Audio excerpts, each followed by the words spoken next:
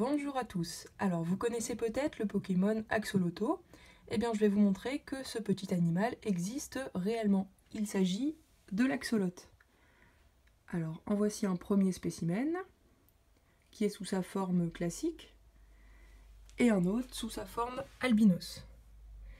Donc cet animal, contrairement à ce qu'on pense, n'est pas un poisson, mais c'est un amphibien, donc de la même famille que les grenouilles et les salamandres par exemple. Et il a une particularité, en fait il reste à l'état larvaire toute sa vie. Donc comme vous le savez, par exemple, les grenouilles passent de l'état de tétard à l'état d'adulte, ce qu'on appelle la métamorphose. Donc ils perdent leur queue, leurs branchies régressent et donnent lieu à des poumons, ils acquièrent des petites pattes, et ils passent d'un milieu aquatique à un milieu aérien. Alors que lui, l'axolote, il restera à l'état larvaire toute sa vie, même en étant adulte.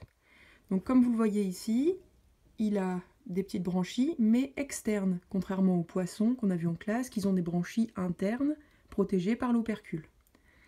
Cet animal est carnivore, donc ici, je vais lui donner des vers de moustique, si il souhaite manger, voilà.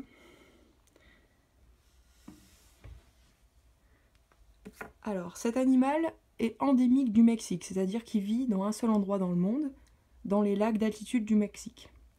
Donc, pour ceux qui ne sont pas très forts en géo, je rappelle que c'est ici, le Mexique. Et cet animal est en voie de disparition, donc notamment dû à la pollution dans les cours d'eau. Donc il vit dans des lacs d'altitude qui sont actuellement pollués. Alors là, il se régale. Autre particularité de cet animal, il a de grandes capacités de régénération. Donc il est très étudié dans la lutte contre le cancer, car il a la capacité de régénérer ses organes en entier. Si par exemple il perd une patte, elle va repousser. Sa queue, c'est la même chose. Voilà. Bien sûr, si vous voulez acquérir un tel animal, ça demande réflexion, ça ne se fait pas sur un coup de tête, il faut avoir le matériel nécessaire, la patience et le temps.